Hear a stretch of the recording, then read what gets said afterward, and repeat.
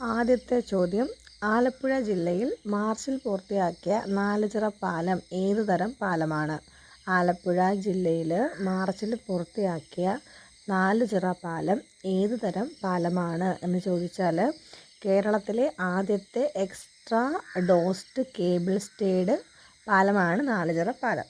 കേരളത്തിലെ ആദ്യത്തെ extra ഡോസ്ഡ് cable stayed പാലമാണ് നാലുചിറ പാലം. അടുത്ത ചോദ്യം, 2025 ലോകത്തിലെ രണ്ടാമത്തെ വലിയ ടീ കയറ്റുമതി രാജ്യം ഏതാണ്? 2025 ലോകത്തിലെ രണ്ടാമത്തെ വലിയ ടീ കയറ്റുമതി രാജ്യം നമ്മുടെ ഇന്ത്യയാണ്.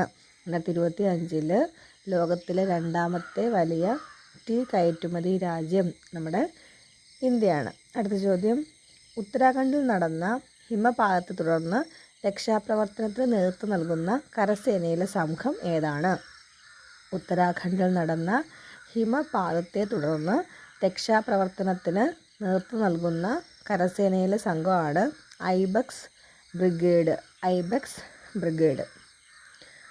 അടുത്ത ചോദ്യം, ഏത് രാജ്യത്തെ സർക്കാരാണ് 2025 സ്കൂളുകളിൽ ജങ്ക് ഫുഡ് നിരോധിച്ചത്?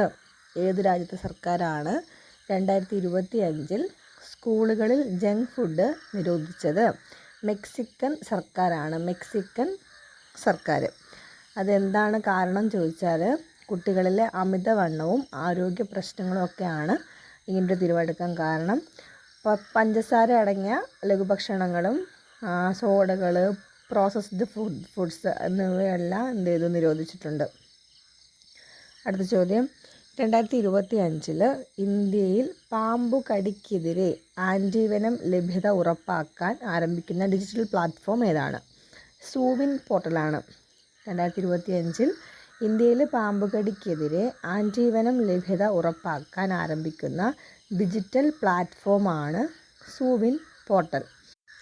2025 മധ്യത്തോടുകൂടി ഈ പോർട്ടൽ പ്രവർത്തനം ആരംഭിക്കും. അതുവഴി ആശുപത്രികളും ഫാർമസികളൊക്കെ എന്ത് ചെയ്യും, ആൻറ്റിവെനം നിർമ്മാതാക്കളുമായിട്ടൊക്കെ ബന്ധിപ്പിച്ചിട്ട് നമുക്ക് ആൻറ്റിവെനം ലഭ്യത ഉറപ്പാക്കും. അടുത്ത ചോദ്യം, 2025 ലോകാരോഗ്യ സംഘടനയുടെ റോഡ് സുരക്ഷാ സൂചികയിൽ ഇന്ത്യയുടെ സ്ഥാനം 49ാം സ്ഥാനമാണ്. 2025 ലോകാരോഗ്യ സംഘടനയുടെ റോഡ് സുരക്ഷാ സൂചികയിൽ ഇന്ത്യയുടെ സ്ഥാനം 49ാം സ്ഥാനമാണ്.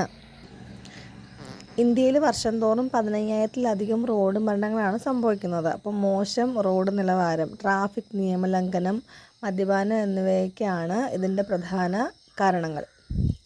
അടുത്ത ചോദ്യം, ക്ഷയരോഗ നിർമ്മാർജ്ജനത്തിന് ദേശീയ അവാർഡ് ലഭിച്ച സംസ്ഥാനം ഏതാണ്? ക്ഷയരോഗ നിർമ്മാർജ്ജനത്തിന് ദേശീയ അവാർഡ് ലഭിച്ച സംസ്ഥാനം നമ്മുടെ കേരളമാണ്. SBI കാർഡിൻ്റെ MDയും CEO-യുമായി നിയമിതനായത് ആര്? SBI കാർഡ്സിൻ്റെ MDയും CEO-യുമായിട്ട് നിയമിതനായതാണ് സലീൽ പാണ്ഡെ.